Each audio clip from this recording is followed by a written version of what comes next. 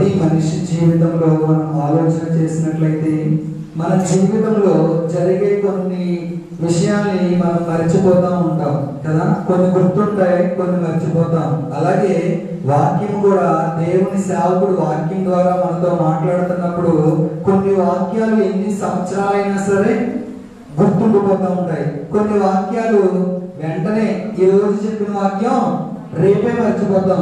ఎవరైనా మన ఇంటి దగ్గర వాళ్ళు కానీ, లేదా మన సంఘంలో వాళ్ళు కానీ, లేదా పాస్టర్ గారు కానీ, అమ్మా నేను వాక్యం ఏం చెప్పారు అంటే వెంటనే మనం చెప్పగలమా? ఒక 10 నిమిషాలు ఆలోచించుకోవాలి అసలు నేను సేవకులు ఏం చెప్పారని. కానీ కొన్నిసార్లు కొంతమంది చెప్పినప్పుడు వాక్యం ఎన్ని సంవత్సరాలైనా సరే గుర్తుండిపోతూ ఉంటది. ఆ వాక్యం మనం చదవగానే, ఆ వాక్యాన్ని వినగానే, ఆ రిఫరెన్స్ మనం చూడగానే మనకి ఏం గుర్తుంటుందో తెలుసా? ఈ వాక్యం 10 సంవత్సరాల క్రితం పలానా సేవకుడు చెప్పడం నేను విన్నాను అని నా జీవితంలో నేను చెప్పగలను. అలాగా కొన్ని వాక్యాలు కొంతమంది సేవకుల ద్వారా నేను విన్నప్పుడు ఈ రోజుకి కూడా ఆ వాక్యము అలా గుర్తుండిపోయింది నా జీవితంలో. ఎగ్జాంపుల్, కీర్తన గ్రంథంలో దావీదు అంటాడు, నేను పిచ్చుక వలె ఉన్నాను, పగిడి కంట వలె ఉన్నాను. ఇలాంటి వాక్యాలు సేవకులు చెప్పినప్పుడు స్టిల్ ఈ రోజుకి కూడా నాకు గుర్తుండిపోయింది. అంటే మనిషి జీవితంలో మరుపు అనేది సహజం కదా. చాలా విషయాలు మనం మర్చిపోతాం. నిన్న సాయంత్రం ఏం కూర తిన్నామని అడిగితే మర్చిపోతాం. భోజనం చేసిన గంట తర్వాత కూడా కొంతమంది భోజనం చేస్తారా ఏం కూర అంటే నా మట్టుకు నేనే చాలా సార్లు మళ్ళీ వెంటనే ఆలోచించాలి, ఏం కూర తిన్నామో ఆలోచించాలి. అయితే మనం ఆలోచన చేసినట్లయితే ఇశ్రాయేలు జనాంగము విషయంలో, అంటే ఇశ్రాయేలు ప్రజల విషయంలో దేవుడు చేసిన కార్యాలను వారు మర్చిపోయారంట. హల్లెలూయా. చూడండి, మనం ఆలోచన చేద్దాం. కీర్తన గ్రంథము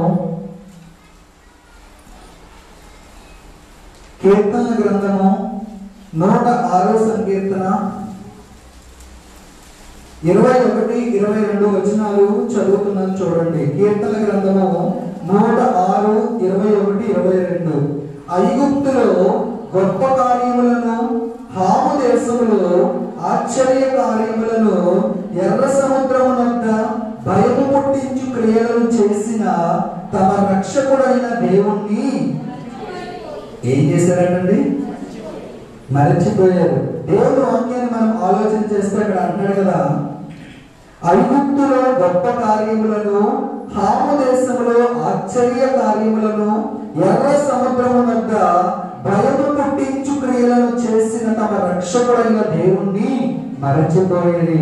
ఈ మాటను మనం ఆలోచన చేసినట్లయితే ఎవరి విషయంలో దేవుడు మాట్లాడుతున్నాడంటే ఇశ్రాయేలు జనాంగము వారి జీవితంలో దేవుడు ఎన్ని ఆశ్చర్య కార్యాలు చేశాడండి. అసలు వెనకాల శత్రు సైన్యం తరుముకొస్తున్నప్పుడు, వెనకాల శత్రువులను పరిగెత్తిస్తున్నప్పుడు ఎదర ఏముందంటే ఎర్ర సముద్రం ఉంది. వారి జీవితంలో ఎలా ఉంది అంటే వారి జీవితము వెనక నుయ్యి ముందు గొయ్యి అన్నట్లు ఇశ్రాయేలు ప్రజల యొక్క పరిస్థితి. అలాంటి సమయంలో దేవుడు ఏం చేశాడు తెలుసా? ఎర్ర సముద్రాన్ని సహితము చీల్చి ఆరిన నేల మీద వారిని నడిపించారు. నిజంగా అలాంటి కార్యము ఇశ్రాయేలు ప్రజల్లోనే భయం పుట్టిందంట. ఏంటి, దేవుడు మా జీవితంలో ఇంత అద్భుతం చేశాడా, దేవుడు మమ్మల్ని ఇంతగా ప్రేమిస్తున్నాడా అని చెప్పి వాళ్ళు పరిగెత్తుకు వెళ్ళిపోయారు. ఆ ఎర్ర సముద్రం మధ్యలోంచి వెనకాల శత్రువు తరుముకొస్తుంటే మరలా దేవుడు ఏం చేశాడు తెలుసా? ఆ సముద్రాన్ని మరలా కలిపేశాడు. శత్రువుని ఆ ఎర్ర సముద్రంలోనే ముంచేశాడు. హల్లెలూయా. ఇలాంటి ఎన్నో అద్భుతాలు ఇశ్రాయేలు ప్రజల జీవితంలో దేవుడు చేశాడు. అయితేనంట ఇశ్రాయేలు ప్రజలు ఏం చేశారో తెలుసా? భయము పుట్టించు ఆశ్చర్య క్రియలు చేసిన దేవుణ్ణి మరచిపోయారంట. ఏం చేశారండి? చెప్పండి ఒకసారి. ఇశ్రాయేలు జీవితంలో దేవుడు ఆశ్చర్యకారి, భయము పుట్టించే లాంటి ఆశ్చర్య కార్యాలు చేసిన ఆ దేవుణ్ణి ఇశ్రాయేలు ప్రజలు ఏం చేశారో తెలుసా? మరచిపోయారు. మన జీవితంలో కూడా అనేక మార్లు మనము దేవుణ్ణి మరచిపోతూ ఉంటాం. మన ప్రవర్తన ద్వారా, మన నడవడిక ద్వారా మందిరానికి వస్తూనే ఉంటాం. ప్రతి ఆదివారం క్రమంగా మందిరానికి వస్తాం. కానీ మన జీవితంలో అనేక మార్లు దేవుడు చేసిన కార్యాలను మర్చిపోతా ఉంటాం, దేవుడు చేసిన పనులను మర్చిపోతా ఉంటాం. ఇక్కడ మనం ఆలోచన చేస్తే అంటాడు కదా, ఎర్ర సముద్రము వద్ద భయము పుట్టించు క్రియలను చేసిన తమ రక్షకుడైన దేవుణ్ణి మరచిపోయారు. ఈ మధ్యాహ్నకాల సమయంలో మనం ఆలోచించవలసిన విషయం ఏంటంటే, మనం ఎక్కడైనా దేవుణ్ణి మర్చిపోతున్నామా? మనమే ఒక ప్రశ్న వేసుకోవాలి, మనం ఎక్కడైనా దేవుణ్ణి మర్చిపోతున్నామా? ఒక్క 3 విషయాలు నేను ఈ మధ్యాహ్నకాల సమయంలో మీ ముందు ఉంచి నేను నా వాక్యాన్ని నేను ముగిస్తాను. ఒకటి, దేవుని ప్రజలు దేనిని మర్చిపోయారో నేను మీకు చూపిస్తాను. చెప్పండి ఒకసారి. దేవుని ప్రజలు దేనిని మర్చిపోయారు ఒకటి. రెండవగా మనం ఆలోచన చేస్తే అసలు ఒక క్రైస్తవుడు మర్చిపోకూడని విషయాలు ఏంటి? ఒకటి, దేవుని ప్రజలు దేనిని మర్చిపోయారు. నాకు బోరుగా ఉందన్న వాళ్ళందరూ హల్లెలూయా చెప్తాం. హల్లెలూయా. బోరుగా ఉందండి, అందుకే వినాలి, కరెక్ట్ గా వినాలి మాట. ఇక్కడ ఉన్నారనుకోండి, మాట మీ చెవిలో కరెక్ట్ గా వెళ్తుంది అనుకోండి, కరెక్ట్ గా రెస్పాండ్ అవుతారు. మనిషి ఇక్కడ మనసు ఇంటి దగ్గర ఒక గ్యాస్ పొయ్యి కట్టేమో లేదు, బట్టలు ఆరేసేమో లేదు, ఇలాంటివన్నీ ఆలోచన మెదులుతున్నాయి అనుకోండి, దేవుడి మందిరంలో మనము సరిగ్గా కూర్చోలేదు కదా. కాబట్టి వాక్యం శ్రద్ధగా ఉండాలి. ఒకటి ఏమని చెప్పారండి, దేవుని ప్రజలు దేనిని మర్చిపోయారు. రెండవదిగా మనం ఆలోచన చేస్తే ఒక క్రైస్తవులుగా దేవుని ప్రజలుగా మనం మర్చిపోకూడని విషయాలు ఏంటి? మూడవదిగా మనం ఆలోచన చేస్తే ప్రభువుని మరిస్తే కలిగే నష్టాలు ఏంటి? అర్థమవుతుందా? ఇదే నా ప్రశ్నలో. ఒకటి, దేవుని ప్రజలుగా మనం దేవుని ప్రజలు దేనిని మరిచారు. రెండవది, మర్చిపోకూడదు క్రైస్తవులుగా మనం ఏం మర్చిపోకూడదు. మూడవదిగా, ఒకవేళ మనం ప్రభువుని కనుక మరిచినట్లయితే, దేవుని కనుక మర్చిపోతే, దేవుని క్రియలు మర్చిపోతే మన జీవితంలో ఏ నష్టాలు కలుగుతాయి? ఈ 3 విషయాలు నేను మీ ఎదుట పెట్టి నేను ముగిస్తాను. చూడండి. ఒకటి, మనం ఆలోచన చేసినట్లయితే కనుక యెషయా గ్రంథము 17వ అధ్యాయము 10వ వచనం. యెషయా గ్రంథము 17:10. ఏలయనగా ఏం చేశారంటే, మీరు మీ రక్షణకర్త అయిన దేవుణ్ణి మీరు మర్చిపోతుంది. ఇక్కడ మనం ఆలోచన చేసినట్లయితే వారి రక్షణకర్త వారిని ఏ విధముగా దేవుడు రక్షించాడో, వారు ఏ విధముగా రక్షించబడ్డారో అలాంటి రక్షణకర్త అయిన దేవుడిని మర్చిపోయారంట ఇశ్రాయేలు ప్రజలు. మన జీవితంలో మనకి దేవుడు రక్షణ ఇచ్చాడు, ఆరోగ్యాన్ని ఇచ్చాడు, ఆయుష్ ఇచ్చాడు, ఇన్ని ఇచ్చిన దేవుణ్ణి ఎక్కడైనా మర్చిపోతున్నామేమో ఒకసారి ఆలోచన చేయండి. రెండవదిగా మనం ఆలోచన చేస్తే ద్వితీయోపదేశ కాండము 32వ అధ్యాయము 18వ వచనం. ద్వితీయోపదేశ కాండము 32:18. నిన్ను పుట్టించిన ఆశ్రయదుర్గమును విసర్జించితివి, నిన్ను కనిన దేవుణ్ణి మరచితివి. ఏమంటాడు తెలుసా ఇక్కడ భక్తుడు? నిన్ను సృష్టించిన దేవుణ్ణి, నిన్ను కనిన దేవుణ్ణి మర్చిపోయావంట. నేను ఇంకొక మాట దానికి యాడ్ చేస్తాను. కనిన దేవుడు, కొన్న దేవుడు. మనల్ని దేవుడు ఏం చేశాడంటే, ఒకటి కన్నాడు, కన్నమే కాదు కానీ రెండవది ఏం చేశాడో తెలుసా? లోకంలో పాపములో బ్రతుకుతున్న మనల్ని ఆయన ఏం చేశాడు? కొన్నాడు. ఏమిచ్చి కొన్నాడో తెలుసా? ఆయన విలువైన రక్తాన్ని ఇచ్చి మనల్ని దేవుడు కొన్నాడు. అలాంటి దేవుడినంట మనం ఏం చేస్తున్నామో తెలుసా? మర్చిపోతున్నామంట. ఆలోచన చేయండి, ఎక్కడైనా మనల్ని కొన్న దేవుని మర్చిపోతున్నామేమో. రెండు, చూడండి నెక్స్ట్ మనం చూస్తే కీర్తన గ్రంథము 78వ అధ్యాయము 11వ వచనం చూస్తే అక్కడ అన్నాడు కదా, ఆయన క్రియలను, ఆయన చూపిన ఆశ్చర్య క్రియలను ఏం చేశారంటే వాళ్ళు? ఒకటి, రక్షణకర్తను మర్చిపోయారు. నెక్స్ట్ మనం ఆలోచన చేస్తే కన్నదేవుడిని మర్చిపోయారు. మూడవదిగా మనం ఆలోచన చేస్తే ఎవరిని మర్చిపోయారండి? ఆశ్చర్య కార్యాలు చేసిన దేవుడిని వాళ్ళు మర్చిపోయారు. మర్చిపోయారంట. ఒకసారి ఆలోచన చేయి, దేవుడు నీ జీవితంలో ఎన్ని ఆశ్చర్యకార్యాలు చేశాడు. ఈ రోజు ఒక క్రైస్తవునిగా ఒక చిన్న శ్రమ వస్తే, ఒక క్రైస్తవునిగా ఒక చిన్న శోధన వస్తే, దేవుడు చేసిన ఆశ్చర్యకార్యాలన్నీ మర్చిపోతాం. ఈ శోధన, ఈ శ్రమను మాత్రమే పట్టుకుని మనము వేలాడుతూ ఉంటాం. ఇక్కడ ఇశ్రాయేలు ప్రజలు కూడా దేవుడు వారి జీవితంలో ఎన్ని ఆశ్చర్యకార్యాలు చేశారో వాళ్ళు మర్చిపోయారు. కానీ వాళ్ళని రక్షించిన దేవుణ్ణి, వాళ్ళ కన్న దేవుణ్ణి, మూడవగా మనం ఆలోచన చేస్తే ఆశ్చర్యకార్యాలు చేసిన దేవుణ్ణి వాళ్ళు ఏం చేశారంటే మర్చిపోయారంట. దేవుణ్ణి ఎక్కడైనా మర్చిపోతున్నావా? నెక్స్ట్ మనం ఆలోచన చేస్తే చూడండి, హోషేయ గ్రంథము 8వ అధ్యాయము 14వ వచనము. హోషేయ గ్రంథము 8వ అధ్యాయము 14వ వచనం. ఇశ్రాయేలు వారు తమకే నగరాలను కట్టించుకొని ఎవరు మర్చిపోయారండి? తమ సృష్టికర్తను మరచి ఉన్నారు. ఇశ్రాయేలు వాళ్ళంతా వాళ్ళు విలాసవంతమైన జీవితాన్ని వాళ్ళు చేస్తున్నారు. వాళ్ళు చాలా సుఖపడుతున్నారు, వాళ్ళు చాలా ఎంజాయ్ చేస్తున్నారు లోకంలో. కానీ వాళ్ళు ఎంజాయ్ చేస్తూ ఏమైపోయారో తెలుసా? సృష్టికర్త అయిన దేవుణ్ణి వాళ్ళు మరచిపోయారట. అందుకే ఒక భక్తుడు ఈ విధంగా రాశాడు, సృష్టికర్తను మరచావు నీవు, సృష్టిని నీవు పూజింపగలుగునా, సృష్టికర్తను మరచావు నీవు, సృష్టిని నీవు పూజింపగలుగునా.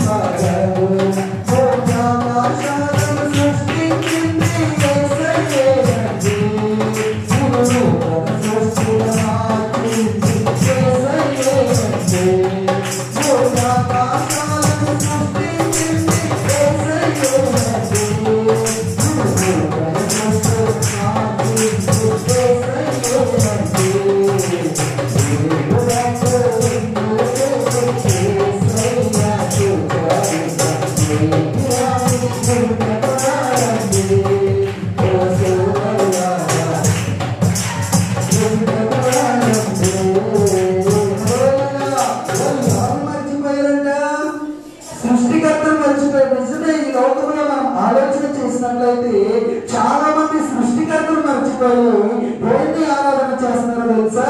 సృష్టిని ఆరాధన చేస్తున్నారు. ఒక క్రైస్తవులుగా మనము ఆలోచన చేయవలసింది, ఈ రోజు క్రైస్తవులు ఏం చేస్తున్నారో తెలుసా? లోకంలో ఉన్న వాళ్ళేమో సృష్టికర్తను మర్చిపోయి సృష్టిని ఆరాధన చేస్తున్నారు. ఈ రోజు క్రైస్తవులు ఏం చేస్తున్నారో తెలుసా? దేవుణ్ణి మర్చిపోయి ధర్మ సేవకులను ఆరాధన చేస్తున్నారు చాలా మంది. సంఘంలో ఈ రోజు మనం ఆలోచన చేసినట్లయితే వ్యక్తి పూజలు ఎక్కువ అయిపోయి, మా సేవకుడు ఇంత గొప్పవాడండి, మా సేవకుడు అంత గొప్పవాడండి. సేవకుని గొప్ప చేసింది ఎవరు? దేవుడు. ఆ దేవుడిని మర్చిపోతున్నారు. ఈ రోజుల్లో మనం ఆలోచన చేస్తే చూడండి, చాలా మంది చాలా పెద్ద పెద్ద సంఘాలుగా, పెద్ద పెద్ద డినామినేషన్స్ గా చెప్పబడుతున్న సంఘాల్లో మనం ఆలోచన చేస్తే దేవుడి కంటే ఎక్కువగా వాళ్ళ సేవకులు ఫోటోలే కనబడతాయి, పెద్ద పెద్ద ఫోటోలు కనబడతాయి సేవకులకి. మనము ఆలోచన చేయాలి ఒక క్రైస్తవులుగా, ఈ మనము మన ఆరాధనకు, మన పూజకు అర్హుడు ఎవరో తెలుసా? సృష్టికర్త అయినటువంటి దేవుడు మాత్రమే.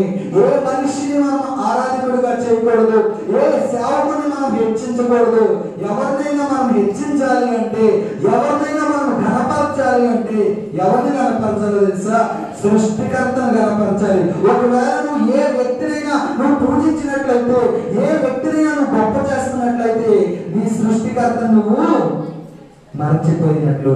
హోషేయ గ్రంథంలో అన్నాడు, సృష్టికర్తను వాళ్ళు మర్చిపోయారంట. హోషేయ 4వ అధ్యాయము 6వ వచనం మనం చదివితే అక్కడ అంటాడు కదా, ధర్మశాస్త్రాన్ని వాళ్ళు మర్చిపోయారంట. ఒక విషయం అయింది. ఒకటి, ఏ విషయాలు మర్చిపోయారండి? రక్షణకర్తను మర్చిపోయారు, కన్న దేవుణ్ణి కొన్న దేవుణ్ణి మర్చిపోయారు, దేవుడు చేసిన ఆశ్చర్యకార్యాలను మర్చిపోయారు. ఇంకా మనం ఆలోచన చేస్తే సృష్టికర్తను మర్చిపోయారు. ఆఖరిగా మనం ఆలోచన చేస్తే దేన్ని మర్చిపోయారు తెలుసా? దేవుని ధర్మశాస్త్రాన్ని వాళ్ళు మర్చిపోయారు. ఒకసారి ఆలోచన చేయి, విన్న వాక్యాన్ని గుర్తు పెట్టుకోగలుగుతున్నావా? విన్న వాక్య ప్రకారం జీవించగలుగుతున్నావా? విన్న వాక్య ప్రకారం ప్రవర్తించగలుగుతున్నావా? ఆలోచన చేయి. మధ్యాహ్నకాల సమయంలో ఇశ్రాయేలు ప్రజల వలె మనము బ్రతకడానికి వీల్లేదు. ఇశ్రాయేలు ప్రజల వలె వారు దేవుడిని మర్చిపోయే విధంగా మనము దేవుడిని మరచి బ్రతకడానికి మనము వీల్లేదు. రెండవదిగా మనం ఆలోచన చేస్తే, వేటిని మర్చిపోయారో నేను చెప్పాను. రెండవదిగా మనం ఆలోచన చేస్తే, ఏం చెప్పానండి? మర్చిపోకూడదు ఏంటి? ఒక క్రైస్తవునిగా మన జీవితంలో ఏం మర్చిపోకూడదు? ఒక క్రైస్తవునిగా మన జీవితంలో ఏం మర్చిపోకూడదు అని మనం ఆలోచన చేస్తే కనుక చూడండి, కీర్తన గ్రంథము 103వ అధ్యాయము 2వ వచనంలో అంటాడు, నా ప్రాణమా యెహోవాను సన్నిధించుము, ఆయన చేసిన ఉపకారములలో కొన్ని మర్చిపో, కొన్ని గుర్తుపెట్టుకో అన్నాడా? ఏమన్నాడు అక్కడ? ఆయన చేసిన ఉపకారములలో దేనిని మరవద్దు. దేవుని వాక్యం ఎంత క్లియర్ గా చెప్తుందో చూడండి. దావీదు భక్తుడు తన ప్రాణంతో తానే చెప్పుకున్నాడు. ఏమన్నాడు తెలుసా? నా ప్రాణమా యెహోవాను సన్నిధించు, ఓ నా ప్రాణమా ఆయన చేసిన ఉపకారములలో కొన్ని మర్చిపో అనుకుంటున్నాడా? దేనిని మర్చిపోకూడదు. మన జీవితంలో దేవుడు మన జీవితంలో ఎన్ని మేలు చేశాడో ఒకసారి తలంచుకోండి.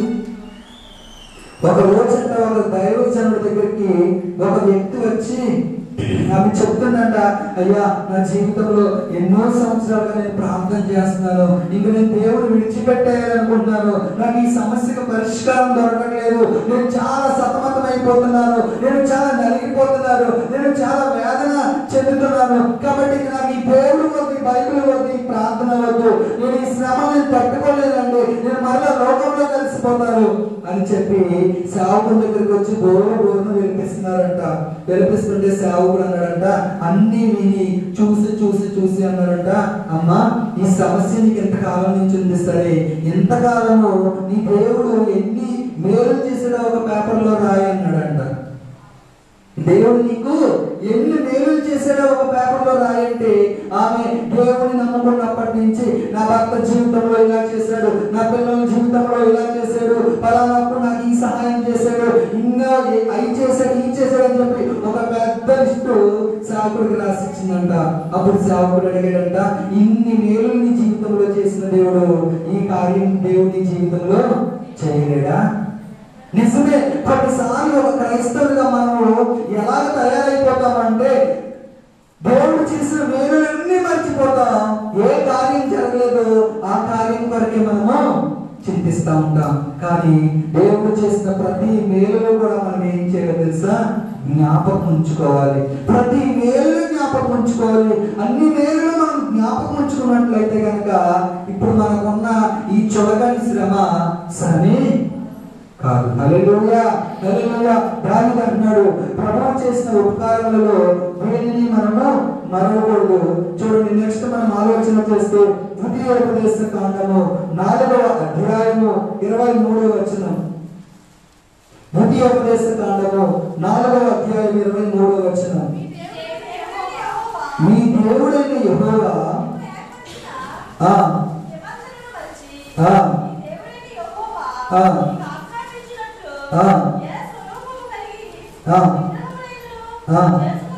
ఇక్కడ మనం ఆలోచన చేసినట్లయితే కనుక ద్వితీయోపదేశ కాండము 4వ అధ్యాయము 23వ వచనంలో అంటాడు కదా, మీ దేవుడైన యెహోవా మీకు ఏర్పరిచిన నిబంధనను మరచి. దేనిని మరవకూడదు తెలుసా?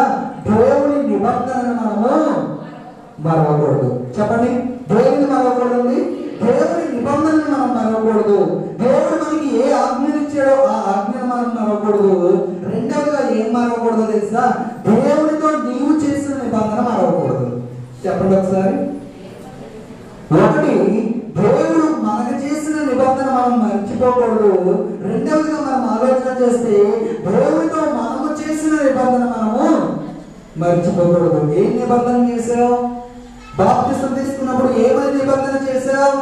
కష్టమైన, శ్రమైన, బాధైన, ఇరుకైన, సంతోషమైన, ఏదైనా ప్రభువా చావైనా నేను నీతోనే, బ్రతుకైనా నీతోనే అని మన దేవునితో నిబంధన చేశాను. ప్రతిరోజు ఈ నిబంధనను మనము జ్ఞాపకం ఉంచుకోవాలి. ఒకటి, ఆయన చేసిన ఉపకారాలను మర్చిపోకూడదు. రెండు, దేవుడు నీతో చేసిన నిబంధనలను మర్చిపోకూడదు. ఏ విధముగా నిన్ను ప్రవర్తించమన్నాడు, ఏ విధముగా నిన్ను బ్రతకమన్నాడు, ఏ విధముగా మనం బ్రతకాలో దేవుని వాక్యంలో అనేక విషయాలు ఉన్నాయి. కాబట్టి ఆయన నిబంధన మనం మర్చిపోకూడదు. మనము ఆయనతో చేసిన నిబంధనను మనము మర్చిపోకూడదు. ఇంకా మనం ఏం మర్చిపోకూడదు చూద్దాం. చూడండి, రెండవ పేతురు రాసిన పత్రిక 3వ అధ్యాయము 8వ వచనం. ప్రియులారా, చూడండి, ఇక్కడ పౌలు అంటాడు, ప్రియులారా ఒక సంగతి మర్చిపోకండి, ప్రభు దృష్టికి ఒక దినము 1000 సంవత్సరముల వలెను, 1000 సంవత్సరములు ఒక దినము వలె ఉన్నవి. మనం ఏం మర్చిపోకూడదో తెలుసా?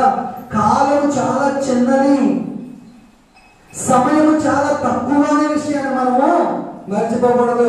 చాలా మంది రోజు యవనస్తులతో, అమ్మా అయ్యా మీరు బాప్తిసం తీసుకోండి, చెల్లెలు యవనస్తులతో, అమ్మా మీరు బాప్తిసం తీసుకోండి, లేదంటే దేవుని సన్నిధికి వస్తున్న పెద్దవాళ్ళు అయినప్పటికీ, అమ్మా మీరు రక్షించబడాలి, బాప్తిసం తీసుకోండి అంటే వాళ్ళు ఏమంటారో తెలుసా? ఇంకా చాలా సమయం ఉందండి, ఇంకా చాలా రోజులు ఉన్నాయండి, ఇంకా చాలా సంవత్సరాలు ఉన్నాయండి అంటారు. బాప్తిసం తీసుకోవడానికి చాలా మంది ఏం చెప్తారు? ఏదో ఒక రీజన్స్, ఏదో ఒక కారణాలు చెప్తా ఉంటారు. సమయము చాలా చిన్నదనే విషయాన్ని మీరు మర్చిపోకండి. మన ప్రాణము ఇంతలో కనబడి అంతలో మారిపోయే ఆవిరి లాంటిది మన జీవితం. చూడండి, మనం ఆలోచన చేస్తే గత 2 సంవత్సరాల నుంచి ఈ రోజు కనబడిన వాళ్ళు రేపటికి మాయమైపోయారు ఎంతో మంది. మన కళ్ళ ముందే. వయసుతో సంబంధం ఉందా? మరణానికి వయసుతో సంబంధం ఉందా? నేను 60 సంవత్సరాలు బ్రతుకుతానండి అన్న వాళ్ళు చేతులెత్తండి. తక్కువ చెప్పానా? 70 సంవత్సరాలు బ్రతుకుతానన్న వాళ్ళు చేతులెత్తండి. ఇంకా తక్కువ? 80 సంవత్సరాలు బ్రతుకుతాను లేదు. ప్రియులారా, అసలు ఈ రోజు మనం కనబడిన మనము మరుసటి 1 గంట తర్వాత, 1 అరగంట తర్వాత మనం ఉంటామో లేమో కూడా మనకి తెలియని పరిస్థితి. అలాంటి భయంకరమైన దుర్దినాల్లో మనం ఉన్నాం. కాబట్టి ఈ రోజు మనం మర్చిపోకూడని విషయం ఏంటో తెలుసా? సమయము తక్కువ, సమయం కొంచెమే. కాబట్టి ప్రాణం ఉండగానే దేవుడితో మనము సరి చేసుకుంటూ, దేవుడి సన్నిధిలో మనల్ని మనం సరి చేసుకుంటూ ఆ దేవుడి రాజ్యానికి వెళ్ళడానికి అర్హులుగా ఉన్నామో లేదో మనము ఆలోచన చేయాలి. చూడండి, సామెతల గ్రంథము 3వ అధ్యాయము 1వ వచనం. సామెతల గ్రంథము 3వ అధ్యాయము 1వ వచనం. నా కుమారుడా ఉపదేశము మరొకము. ఏమన్నాడండి? నా కుమారుడా ఉపదేశము మరొకండి. ఈ రోజులో మనం ఆలోచన చేసినట్లయితే క్రైస్తవ్యం ఉపదేశాన్ని మర్చిపోతుంది. క్రైస్తవ్యం క్రొత్త ప్రతి ఒక్కరికి కావాల్సింది తెలుసా? ఏదో ఒక క్రొత్తదనం కావాలి, ఏదో ఒక క్రొత్త భక్తి చేయాలి, ఏదో ఒక కొత్త బోధ వినాలి, ఏదో ఒక కొత్త సేవకుని వెంబడించాలి. క్రైస్తవ్యం చాలా భయంకరమైన పరిస్థితుల్లో వెళ్ళిపోతుంది. కానీ దేవుని వాక్యం ఏమన్నా తెలుసా? నా కుమారుడా ఉపదేశాన్ని మరొకు. నువ్వు దేవుని సన్నిధికి వచ్చినప్పుడు ఏ వాక్యాన్ని విన్నావో, నువ్వు దేవుని సన్నిధికి బాప్తిసం తీసుకున్నప్పుడు ఏ ప్రతిష్టలో ఉన్నావో, ఏ సమర్పణలో ఉన్నావో, ఏ వైరాగ్యంతో నువ్వు బ్రతికావో, అదే ఉపదేశాన్ని నువ్వు మర్చిపోకూడదు.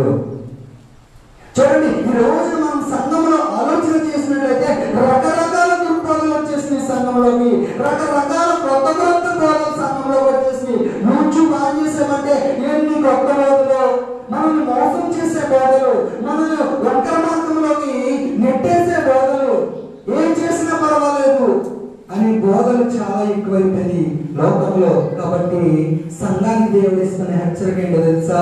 నా కుమారుడా ఉపదేశాన్ని నువ్వు మరచిపోకు.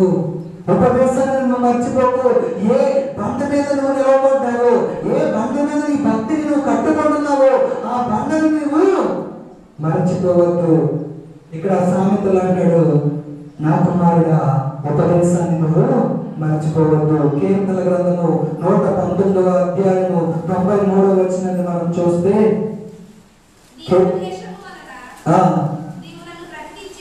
నీ ఉపదేశం వల్ల నన్ను బ్రతికించింది, దావీదు అంటున్నాడు, దేవా నీ ఉపదేశం వలన నీ వాక్యం వలన నన్ను బ్రతికించనివి, కాబట్టి నేనెన్నడూ దాన్ని మరవను అంటున్నాడు. అలాంటి తీర్మానం మనం ఈ రోజు చేసుకోగలమా? దేవా ఎన్ని శ్రమలు వచ్చినా నీ ఉపదేశంలో నేను నిలబడతానయ్యా. దేవా ఎన్ని ఇబ్బందులు వచ్చినా నీ ఉపదేశముని నేను పాటిస్తాను ప్రభా. నీ ఉపదేశంలో నేను నిలబడతానయ్యా. నీ ఉపదేశంలో నా భక్తిని నేను కట్టుకుంటాను ప్రభా అని తీర్మానం మనం చేసుకోగలమా?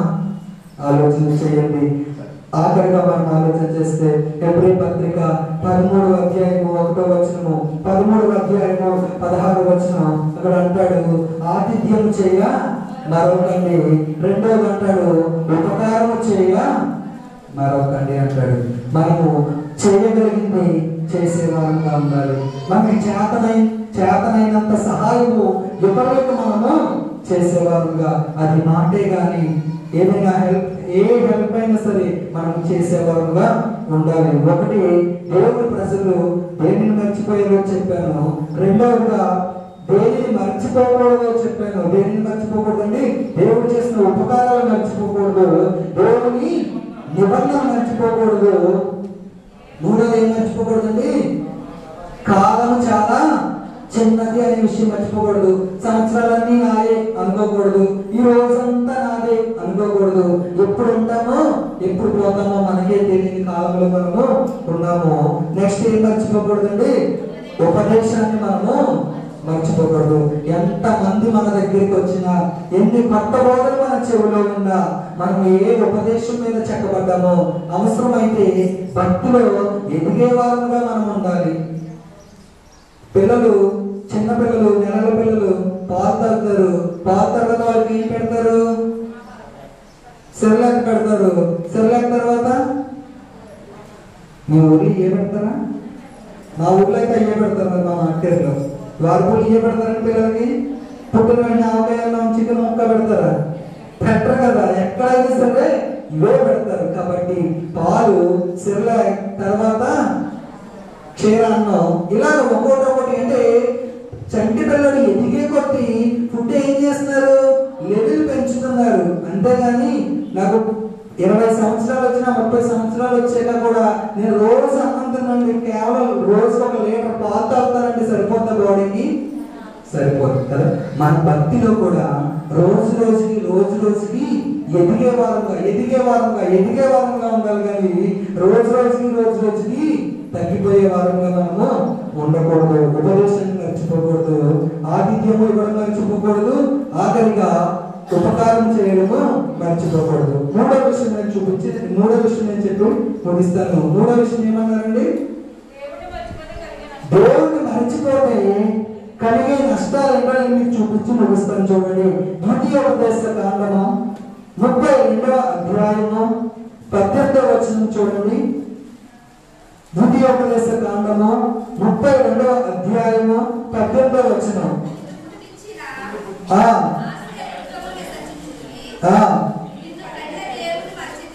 ఏం చేశారంటే వాళ్ళు పుట్టించిన దేవుని చదవండి ఒకసారి.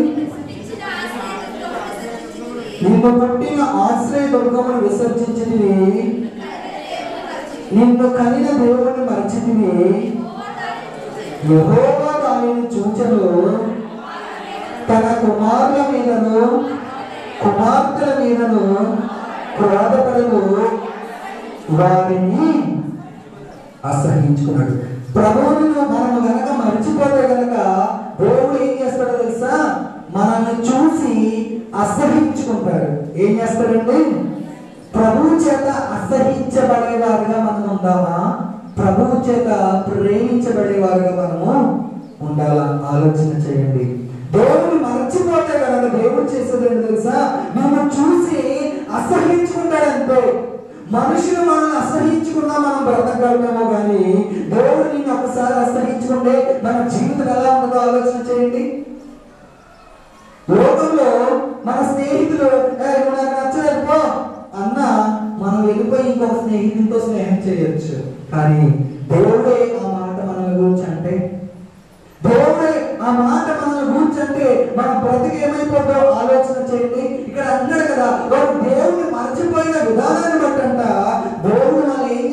తెలుసా? అసహించుకున్నాడంట. పాస్టర్ ముందుకెళ్ళని చూడండి. నెక్స్ట్ మనం ఆలోచన చేస్తే ద్వితీయోపదేశ కాండము 8వ అధ్యాయము 19వ వచనం. ద్వితీయోపదేశ కాండము 8వ అధ్యాయము 19వ వచనం. నీవు ఏమాత్రమైనను నీ దేవుడైన యెహోవాను మరచి ఇతర దేవులను అనుసరించి పూజించి నమస్కరించిన ఎడల నీవు నిశ్చయముగా నశించిపోదునని దేవుడు మిమ్మల్ని గురించి నేను సాక్ష్యము పలికి ఉన్నాను. 20వ వచనం చదివితే నీ ఎదుట ఉండకుండా యెహోవా నశింపజేయుచున్న జనులు వెనకపోయినట్టు నీ దేవుడైన యెహోవా మాట మీరు వెనకపోయినలా నేను వాడి వలె. ఒకటి దేవుడు అసహించుకుంటాడు, రెండోదిగా మనం ఏమైపోతామో తెలుసా? నశించిపోతాం. ఏమైపోతామండి? ప్రభువు కనుక మనం మరిస్తే మన జీవితంలో కలిగే నష్టం ఒకటి, దేవుడు మనల్ని అసహించుకుంటాడు, రెండోది ఏమవుతుందో తెలుసా? నశించిపోతాం. మూడవదిగా మనం ఆలోచన చేస్తే న్యాయాధిపతులు 3వ అధ్యాయము 7-8 వచనాలు మనం చదివితే శత్రువులకి దాసులైపోతాం. దేవుడు ఎవరికి అప్పగిస్తాడు మనల్ని? శత్రువుకు అప్పగించేస్తాడు. బైబిల్లో కొంతమందిని కొన్నిసార్లు ఇశ్రాయేలు జనాంగాన్ని ఎవరికి అప్పగించాడో తెలుసా? శత్రువుకి అప్పగించేశాడు. ఎవరికి అప్పగించాడండి? శత్రువుకి. మనం మన శత్రువు మీద జయం పొందాలా? శత్రువుకు బానిసం అయిపోవాలా? చెప్పండి ఒకసారి. శత్రువును మనం జయించాలా? శత్రువుకి బానిసలుగా మనం బ్రతకాలా అని మనం ఆలోచన చేస్తే శత్రువుని జయించే వారుగా మనము ఉండాలి. చూడండి, ఇర్మియా గ్రంథము 3వ అధ్యాయము 21వ వచనం మనం చదివితే రోదన చేయవలసి వస్తుందంట. చూడండి ఒకసారి, ఇర్మియా గ్రంథము 3వ అధ్యాయము 21వ వచనం.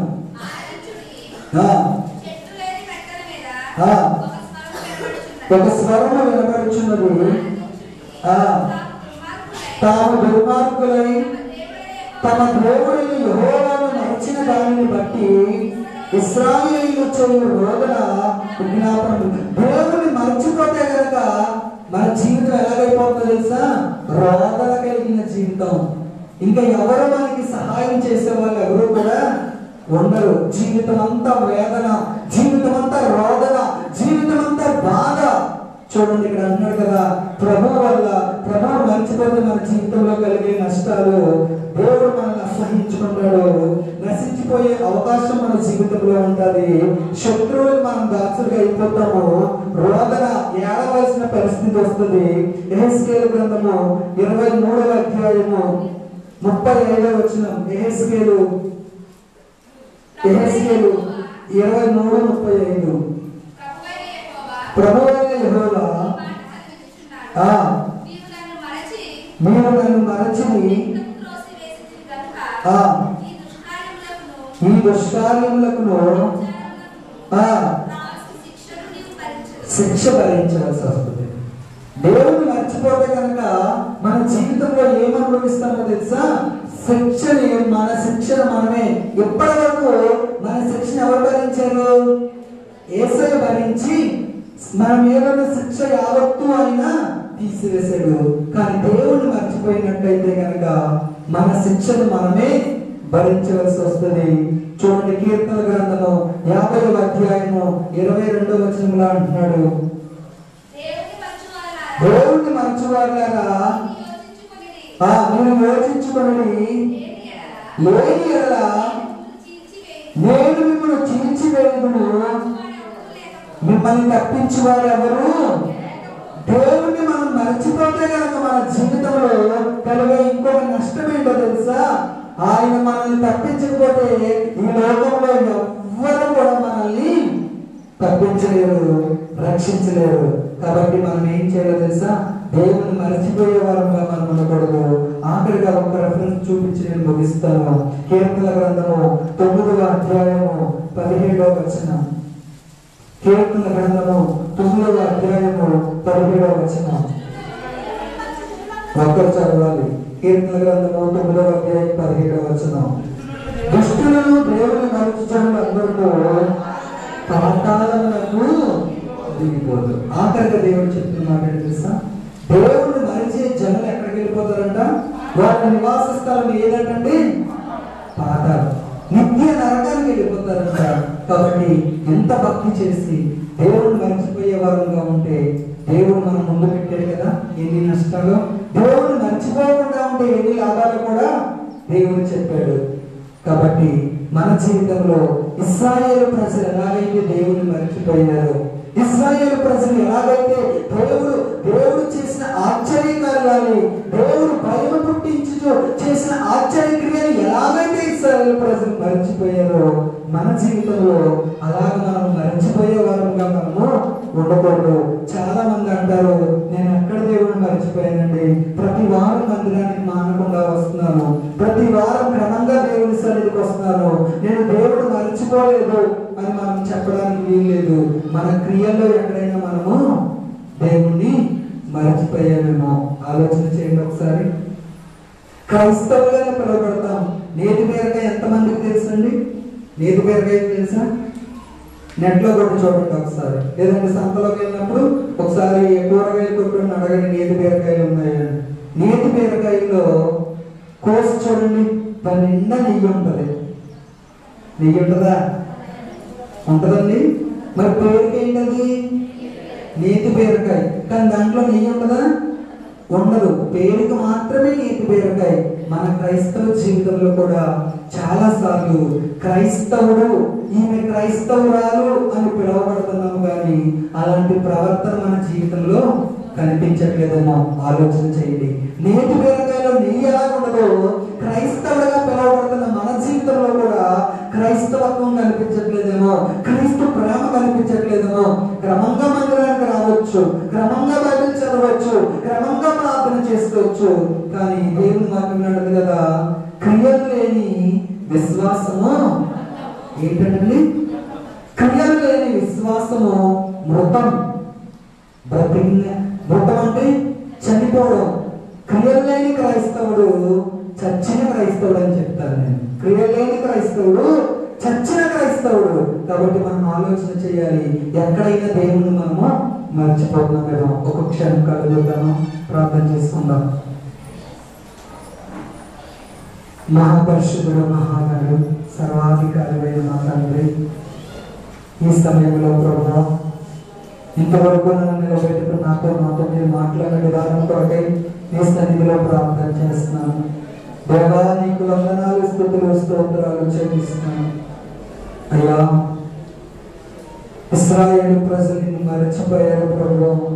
మా జీవితాల్లో నిన్ను మరిచే వారంగా నేను ఉండకూడదు ప్రభు.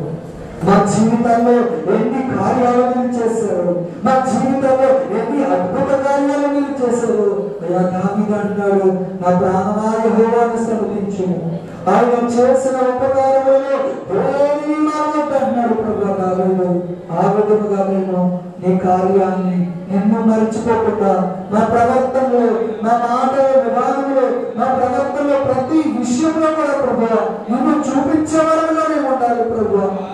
అయ్యా, నీ ప్రజలు దేనిని మరచిపోయారు, నీ ప్రజలు మరచిపోయినప్పుడు వేటిని మరచిపోకూడదో మాకు తెలియజేశారు. ఒకవేళ వాటిని మరచిపోయినట్లయితే మా జీవితంలో కలిగే నష్టాన్ని కూడా మీరు మాకు తెలియజేశారు. అన్ని మా ముందుంచో ప్రభు. కోరుకోవలసింది మేమే, జీవించవలసింది మేమే. మమ్మల్ని మేము సరి చేసుకుని, మమ్మల్ని మీకు అప్పగించుకొని, ఏ ఉపదేశం మీద మేము కట్టబడుతున్నామో, ఏ భక్తిలో మేము ముందుకు సాగుతున్నామో అదే భక్తిలో ప్రభా దినదినము నా ప్రభా అయ్యా భక్తిలో ముందుకు సాగే వారముగా నా తండ్రి. దుర్బోధన వైపు మేము వెళ్ళిపోకుండా ప్రభా, లోకంలో ఎన్నో దుర్బోధలు, లోకంలో అపవాది ఎంతగానో ప్రభా చెలరేగిపోతున్నాయి ఈ లోకంలో ప్రభా. ఏ దుర్బోధన మేము చిక్కుకోకుండా, ఏ అబద్ధ బోధకుల నోటికి మేము చిక్కుకోకుండా ప్రభా నీ పరిశుద్ధాత్మ సహాయంతో మమ్మల్ని నడిపించండి ప్రభా.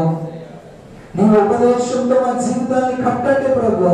నీ ఉపదేశంలో మా కుటుంబాన్ని కట్టమని సన్నిధిలో ప్రార్థన చేస్తాం. మాకు కలిగిన దానిని గట్టిగా పట్టుకుని మా ఆత్మీయాత్రలో నిన్ను మరచిపోకుండా ముందుకు సాగే కృపదయ చేయమని, మమ్మల్ని మా సంఘాన్ని దీవించి ఆశీర్వదించమని, నిన్న వాక్యం నీరు కట్టి ఫలింపచేయమని యేసు నామములో అడుగుచున్నాను మా పరమ తండ్రి. ఆమేన్, ఆమేన్, ఆమేన్.